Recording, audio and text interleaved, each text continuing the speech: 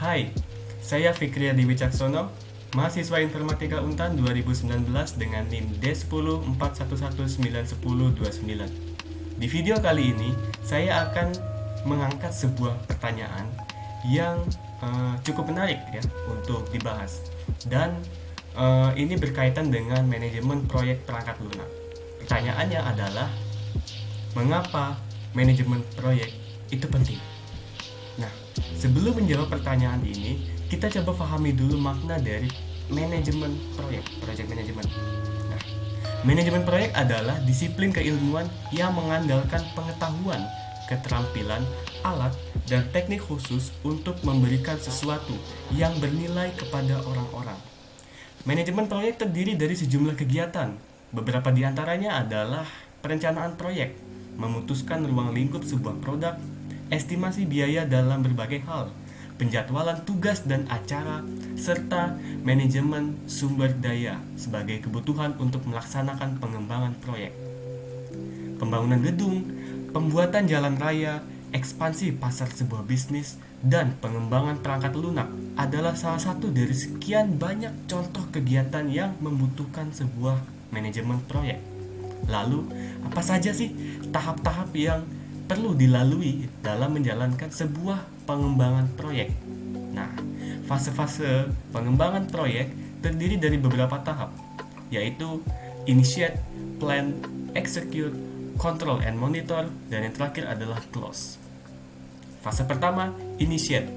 Pada fase ini, sebuah proyek akan dimulai secara resmi dan akan diberi nama. Sponsor-sponsor serta para stakeholder ya atau pemangku kepentingan yang diundang akan datang dan melakukan uji tuntas, kemudian memutuskan apakah mereka siap berkomitmen pada proyek ini atau tidak. Tergantung pada sifat proyek, biasanya para stakeholder akan melakukan studi kelayakan terlebih dahulu. Sementara untuk tim pengembang proyek, mereka akan merencanakan dan melakukan pengumpulan serta analisis kebutuhan atas proyek yang digadangkan. Fase berikutnya adalah fase plan. Tahap ini berfokus pada penyusunan dan penggabungan rencana individu untuk biaya, ruang lingkup, kualitas, resiko, dan sumber daya untuk membuat rencana proyek yang komprehensif. Beberapa aktivitas yang menandai fase ini adalah membuat struktur rincian pekerjaan, membuat struktur jadwal, diagram pencapaian, diagram Gantt atau alur skema kerja, serta perkiraan dan penjatahan sumber daya. Selain itu, tim proyek juga akan melakukan perencanaan untuk pencegahan risiko, baik yang teridentifikasi maupun yang tidak teridentifikasi, karena hal ini nantinya dapat mempengaruhi aspek proyek di kemudian saat. Fase berikutnya adalah execute. Tahap ini adalah tahap di mana tim akan mengerjakan dan menyelesaikan proyek sesuai dengan rencana yang telah dipersiapkan. Selama fase ini, manajer proyek dan para stakeholder dapat melihat perkembangan proyek melalui pembaruan status proyek, laporan beban yang ditanggung, serta laporan kinerja. Fase inilah yang akan membuktikan secara jelas apakah proyek yang dikerjakan ini akan berhasil ataupun gagal.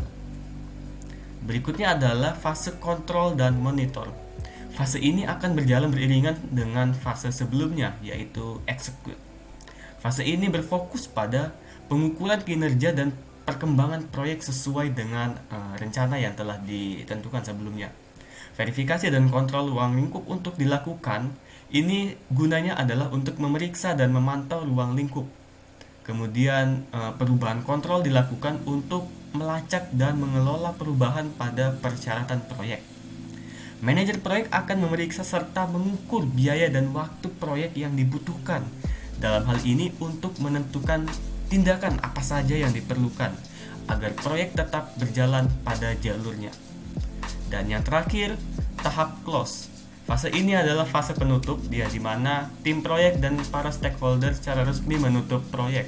Beberapa tugas penting yang dilakukan adalah seperti mengirimkan produk, merelokasikan sumber daya, memberi penghargaan kepada anggota tim, dan mengakhiri pekerjaan atau layanan kontraktor proyek.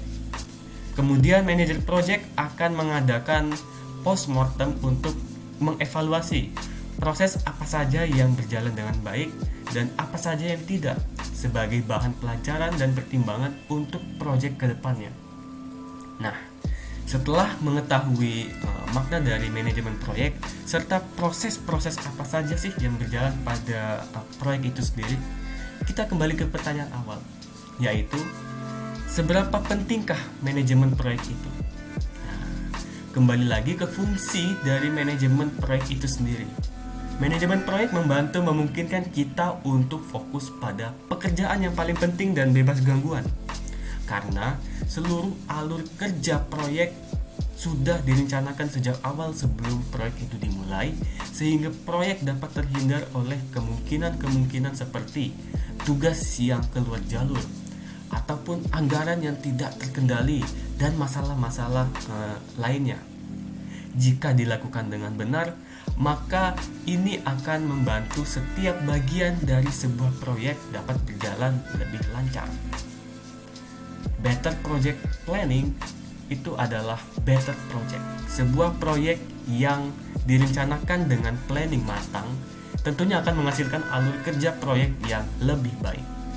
Nah, beberapa keuntungan yang diraih dari manajemen proyek yang bagus adalah efisiensi waktu dan biaya. Komunikasi internal dalam proyek menjadi lebih mudah.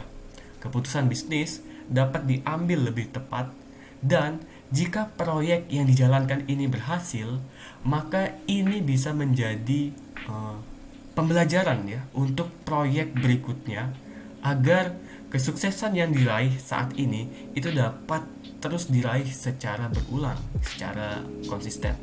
So, yes, basically manajemen proyek itu penting.